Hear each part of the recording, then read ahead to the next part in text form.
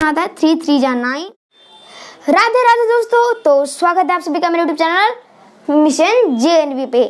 और आज हम जेएनवी सीरीज में chapter number 2 4 fundamental operation on whole number के एंट्रेंस कॉर्नर को सॉल्व करेंगे।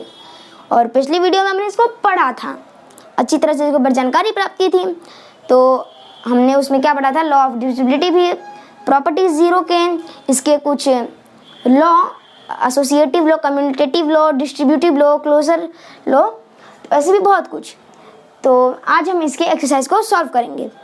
और अगर आपने वो सब वीडियो नहीं देखी हैं तो आप मेरे चैनल के प्लेलिस्ट में जाकर वो सब वीडियो देख सकते हैं। तो चलिए आज शुरू करें। तो हमारा है एक्सरसाइज का पहला question, if -1 is multiplied by itself 100 times then what is its value. एक नंबर है -1, जब ये खुद से 100 बार गुना हो जाए, -1 इंटू -1 इंटू -1 इंटू -1 ऐसा करके 100 बार, तो हमारा आंसर कितना आएगा? फिर गड़बड़ क्वेश्चन है यार, इतना तक हम लोग कैसे मल्टीप्लाई कर सकते हैं? इसके लिए आज मैं आपको एक सॉल्यूशन बताऊंगा, तुरंत एकदम स्पीड में मल्टीप्लाई करने के लिए।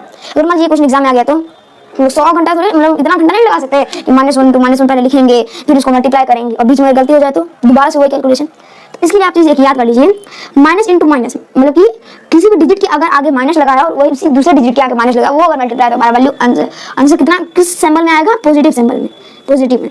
वही अगर प्लस इंटू प्लस होता है तो भी हमारा आता है रिजल्ट पॉजिटिव वैल्यू में, और माइनस इंटू प्लस तो आता है नेगेटिव वैल्यू में, और प्लस इंटू माइनस कितना आता है? नेगेटिव वैल्यू में। ये बहुत ही इंपॉर्टेंट है, इसी से अब आगे का क्वेश्चन बनेगा, तो इसको याद कर लीजिए। आप चाहे तो स्क्रीनशॉट ले सकते हैं वरना लिख सकते हैं, वरना मैं आपको इसका नोट्स मेरे कम्युनिटी पे शेयर कर दूंगा, ठीक है? तो चलिए इस क्वेश्चन को सॉल्व करते हैं। क्वेश्चन क्या है कि -1, अगर हम -1 को 2 बार मल्टीप्लाई करें तो कितना आता है? माइनस माइनस प्लस, तो कितना आएगा? +1, यानी कि डायरेक्ट 1, यानी कि 1। तो हमने क्या समझा कि अगर -1 एक इवन नंबर टाइम मल्टीप्लाई हो, यानी कि 2 बार, 2 क्या है? एक इवन नंबर। अगर -1 इवन नंबर टाइम मल्टीप्लाई हो तो उसका वैल्यू कितने में जिसमें आता है? अगर even number time multiplied even number time तो वैल्यू कितना आता है? प्लस में, पॉजिटिव में। और वही अगर ऑड नंबर टाइम तो किसमें आता है? नेगेटिव में। जैसे कि ऑड नंबर में -1 इंटू -1 इंटू -1 कितना आता है? -1। तो ऑड नंबर टाइम में माइनस, इवन नंबर टाइम में प्लस। तो अगर -1 100 बार गुना हो, मतलब कि 100 जो है इवन नंबर, मतलब कि इवन नंबर टाइम्स, तो किसमें आएगा? पॉजिटिव में, डायरेक्ट पॉजिटिव में 1। आंसर आ गया हमारा। If -1 is multiplied by itself 100 times then the value is 1, then the value is 1। चलिए फर्स्ट बन गया क्वेश्चन नंबर। इतना दिखने में भारी है भाई, लेकिन आसान, इसको समझना होगा। फर्स्ट खत्म। अब आता है question number 2। A store sells 5 apples in 25 rupees and 1 apple in 6 rupees। तो अगर एक लेडी को 27 एप्पल चाहिए तो वो क्या करेगी? ये मान लीजिए एक शॉप है, एक दुकान है आपके घर के बगल में। ये शॉप बहुत ही तेज है, क्या कहता है कि अगर आप 5 एप्पल खरीदेंगे तो आपको 25 रुपए में दे देगा, 5 एप्पल 25 रुपया में दे देगा। और आप एक एप्पल खरीदने जाएंगे, 5 एप्पल, अगर एक एप्पल खरीदने जाएंगे तो आपको देगा 6 रुपया में। वो बहुत चालाक है। तो 5 एप्पल अगर आप खरीदे तो एक एप्पल आपको दे रहा, इधर एक एप्पल 5 में और इधर एक एप्पल 6 में। बताइए कितना खतरनाक है। तो उसी तरह लेडी को 27 एप्पल चाहिए, कितने? 27 एप्पल। तो कैसे बात करेगी? उसको कितना पे करना पड़ेगा? अब उसके पास दिमाग है, वो हमारा वीडियो देखेगा ये मेरा, तो वो क्या करेगी? पहले 5 एप्पल खरीदेगी ताकि मेरे ज्यादा पैसा ना लगे, क्योंकि एक एप्पल इधर 5 में दे रहा है, उधर 6 में, मतलब कि उसको पूरा तरह से ये शॉप लूट रहा है। तो वो पहले 5 एप्पल खरीदेगी, पहले 5। तो 5 कैसे कितना सम बनेगा? 5 का ये 5 पैकेट खरीदेगी, ऐसे करके एक पैकेट में 5 एप्पल, तो 5 पैकेट में 25 एप्पल। तो 25 एप्पल बचा इसके पास कितना? 2 एप्पल बच गया। अब एक पैकेट 25 रुपए का, तो 25 पैकेट मतलब सॉरी 5 पैकेट कितने के? 125 रुपए के, 125। समझे कि उसको 27 एप्पल चाहिए और एक पैकेट में 5 एप्पल मिलते हैं जो 25 रुपए के। तो ऐसे वैसे वो 5 पैकेट खरीद लेगी। कितने? 5 पैकेट, और एक एप्पल है 25 का, तो 5 एप्पल सॉरी 5 एक पैकेट है 25 का, तो 5 पैकेट 125 रुपए के हो गए। और अब उसके पास 2 एप्पल और चाहिए, मतलब कि अब उसको एक एप्पल के रेट से खरीदना होगा। पहले तो इस रेट से खरीद ली, अब उसको इस रेट से खरीदना होगा 2 एप्पल। तो अब कितना बोलेगी, कितना उसको रुपया लगेगा? 12 रुपीज, क्योंकि बस उसको 2 एप्पल खरीदना है। तो एक एप्पल 6 का, तो 2 एप्पल 12 का। अब उसका टोटल कितना पे करना होगा? रुपीज 137। चलिए सेकंड का कितना है? 137। तो अगर आपको ऐसा कोई बुद्धू बना है तो आप आपसे नहीं बनिएगा। तो 137 रुपीज सेकंड का आंसर। सो ये क्वेश्चन नंबर 2 था, मैंने 1 लिख दिया है। क्वेश्चन नंबर 2 का 137, ऑप्शन नंबर 3। चलिए 2 खत्म। अब आता है क्वेश्चन नंबर 3 में क्या है कि 3 बच्चे हैं, काकू, बिच्छू और रमन। ये तीनों एक एग्जामिनेशन में बैठे और तीनों ने एग्जाम दिया। अब तीनों का जो मार्क आया वो आया 70, तीनों का टोटल मार्क 76 आया। अब क्या है कि एक रूल है इसमें, काकू है, तीनों दोस्त है, भक्षी है और एक रमन। ये क्या है कि भक्षी को जितना मार्क आया मान लीजिए x मार्क आया, तो काकू को भक्ति से 7 कम यानी कि x माइनस 7 मार्क आया, x माइनस 7, और रमन को काकू से 3 मार्क ज्यादा यानी कि x माइनस 7 प्लस 3 मार्क, इतना मार्क तीनों का आया। और क्वेश्चन क्या कहता है कि तीनों के मार्क का सम होता है 76 के बराबर, 76 के बराबर। तो रमन का मार्क बताइए। ये तो हमने ऐसे सिंपल में समझ लिया, अब इसको हम लोग अच्छे से बनाते हैं, क्या अच्छे से। तो लेट द मार्क ऑफ भक्षी बी x, मतलब कि भक्षी का मार्क हमने मान लिया x, तो काकू का मार्क कितना होगा? So mark of Kaku is equal to x minus 7। और उसी तरह रमन का मार्क ऑफ रमन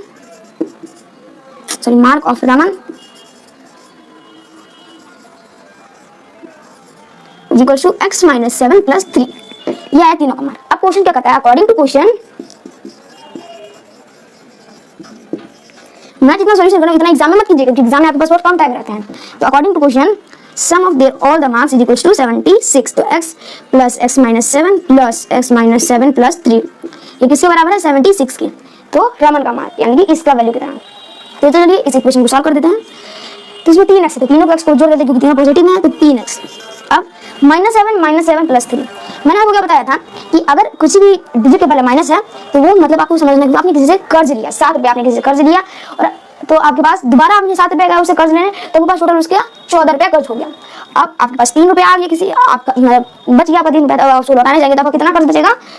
11 रुपया। कितना? 11 रुपया। तो माइनस 7 प्लस 3 कितना होता है? माइनस 11। अब ये सब किसके बराबर है? 76 के। तो अब 3x बराबर कितना होगा?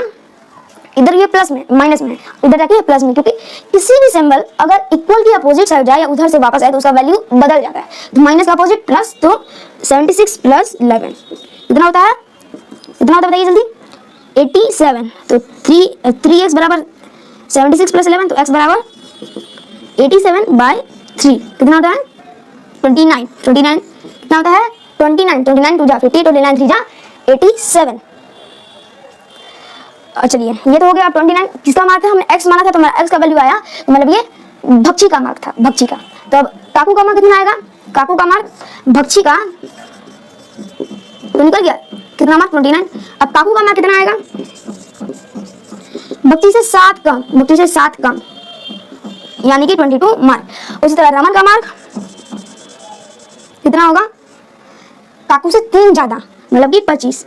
तो हमसे क्या पूछ रहे हैं? रमन का मार्क। तो आंसर कितना है? 25। थर्ड का 25, ऑप्शन नंबर 2। चलिए थर्ड खत्म। अब आता है क्वेश्चन नंबर 4। तो फोर्थ भी सेम ही क्वेश्चन है, बस उसमें नाम अलग है कि 3 बच्चे हैं। कौन? राम, श्याम और अनिल। क्वेश्चन नंबर 4 है राम, श्याम और अनिल, ये 3 लड़के हैं। ये तीनों ने एक ही एग्जामिनेशन दिया, जिसमें राम को श्याम से 3 मार्क ज्यादा मिला और अनिल को राम से ही 4 मार्क ज्यादा मिल गए। तो अगर हम श्याम का मार्क x मान ले तो राम का मार्क कितना होगा? x प्लस 8, x प्लस 8, और अनिल का मार्क x प्लस 8 प्लस 4 यानी कि 8 प्लस x प्लस 12। अब क्वेश्चन क्या कहता है? तीनों के मार्क का सम आता है 128। तो हमें किसका मार्क बताइए? राम का मार्क। तो x plus 8 plus x plus x plus 12 ये किसके बराबर है? 128 के। तो अब हम इस क्वेश्चन को सॉल्व कर लेते हैं। x 3x, 8 प्लस 12 प्लस 20, अब आता है 128। तो 3x बराबर 128 माइनस 20, क्योंकि इधर पॉजिटिव में तो जाके नेगेटिव में, 128 माइनस 20। और अब x बराबर कितना होता है? 128 माइनस 20 कितना होता है? 108, और 3 जा 9, 1 3 6 3 जा 18, 36। x किसका था? श्याम का 36, राम का 36 प्लस 8 कितना होता है? 44। और उसी तरह अनिल का मार्क 8 9 10 मतलब कितना होता है? 48। चलिए इसको एक बार चेक कर लेते हैं। क्या था कि तीनों का मार्क का सम कितना आना चाहिए? 128। तो 44 प्लस 36 प्लस 48 कितना होता है? 8 4 12, 12 6 18, 18 का 8 1 हासिल, 4 1 5 5 3 8 8 4 12, मतलब हमारा आंसर पूरा तरह करेक्ट है। हमें मार्क किसका पूछा? राम का। तो राम का कितना आया? 44 मार्क। तो राम का कितना? 44 मार्क, ऑप्शन नंबर 2। चलिए फोर्थ भी खत्म। इतना आसान क्वेश्चन। देखिए दोस्तों, मेरा चैनल आपके लिए ऐसे क्वालिटी कंटेंट लाते हैं आपको समझाने के लिए बहुत प्यार से। प्लीज लाइक सब्सक्राइब करना मत भूलिए। और अगर आपको कोई भी प्रॉब्लम है इस वीडियो में, अगर आपको कुछ समझ नहीं आया, कुछ क्वेश्चंस बचे हैं आपके, तो आप मुझे कमेंट में पूछ सकते हैं, या फिर आप मेरे इंस्टाग्राम आईडी पे भी मुझसे कमेंट करके पूछ सकते हैं, जो आपको वीडियो के लास्ट में आ जाएगा। चलिए आप चलते हैं क्वेश्चन नंबर 5 पे। 5 क्या? Rajesh weight is 5 kg less than Ram's weight and Neha's weight is 3 kg more than Ram's weight. If the weight of all three is 103 kg, so weight of Ram. फिर से वही question, बस इसमें हमें mark नहीं देगा, मैं wait दे दिया। तो 3 बच्चे हैं, 3 आदमी है, रमेश, राम और नेहा। रमेश, राम, ये दोनों आदमी, बाकी बचे हुए कोई लड़की है, रमेश, राम और नेहा। तीनों का मैं वेट, तीनों में से हमें वेट बताया गया है कि रमेश के जो वेट है वो राम से, रमेश का जो वेट है वो राम से 5 kg कम है। तो अगर हम राम का वेट x माने तो रमेश का कितना होगा? x से 5 kg कम, माइनस मतलब कि x माइनस 5 kg। उस तरह नेहा का वेट कितना है? 3 kg more than Ram's weight. Ram का x है तो नेहा का x प्लस 3। तो अब इन तीनों का वेट का सम कितना है? 103। तो चलिए कर देते हैं। x minus 5 plus x plus x plus 3 कितना होता है? 103। तो किसका वेट बताएं? राम का। चलिए इसको सॉल्व करते हैं। x 3x, अब माइनस 5 प्लस 3, माइनस 5 प्लस 3 मतलब माइनस 2 इक्वल टू 103। तो 3x बराबर 103 प्लस 2, तो x बराबर 105/3, यानी कि हमें कितना आता है? 3 3 जा 9, 9 1 5 जा 15 मतलब 35 kg। और हमने किसका वेट x माना था? राम का। तो हमारा हमें राम का ही वेट बताना है, तो मतलब 35 kg। डायरेक्ट आंसर आया हमारा 35 kg ANS। चलिए तो फिफ्थ का आंसर कितना? 35 kg। ऑप्शन नंबर 4 में है, तो फिफ्थ का आंसर हमारा निकल चुका है। चलते क्वेश्चन नंबर 6 पे। क्वेश्चन नंबर 6 क्या? In an examination, Karan got 10 mark more than Bhavan. Isha got 5 mark less than Bhavan. If the trio gets 170 mark, then the mark obtained by Isha. Examination है, उसमें 3 बच्चे हैं, एक है करण, भवन और ईशा। करण, भवन और ईशा। करण, भवन और ईशा। इसमें करण जो है भवन से 10 मार्क ज्यादा मिला। भवन का मार्क x माने तो करण का भवन से 10 मार्क ज्यादा, यानी कि x प्लस 10। और ईशा का कितना है? Isha got 5 mark less than Bhavan. Bhavan का x है तो ईशा का x माइनस 5। और अब तीनों को मिला के कितना मार्क आया है? 170। तो किसका मार्क बताना हमें? ईशा का मार्क। तो चलिए बनाते हैं। क्वेश्चन को मिला के तीनों का मार्क कितना आया है? 170। तो x plus 10 plus x minus 5, ये 3 टर्म है, इन तीनों का सम कितना आया है? 170। तो इस टर्म का वैल्यू बताना, मतलब कि ईशा का मार्क। इसीलिए जिनको जोड़ दीजिए, x 3x और प्लस 10 माइनस 5 प्लस 10 माइनस 5 बराबर 170 इक्वल टू साइन है।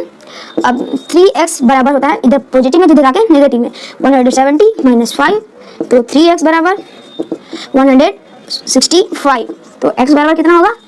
165/3 कितना होगा? 5 3 जा 15, 1 5 3 जा 15, 55।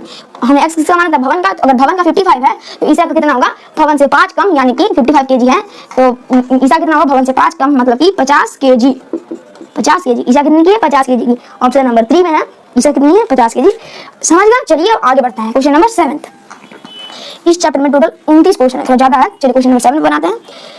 7 क्या है? 7 क्या है कि 10 lakh is obtained when a number is subtracted from the sum of 8,93,645 and 6,35,489। तो 10 लाख में कब मिलता है? हम कब मिलता है? जब ये जो दो नंबर है 3645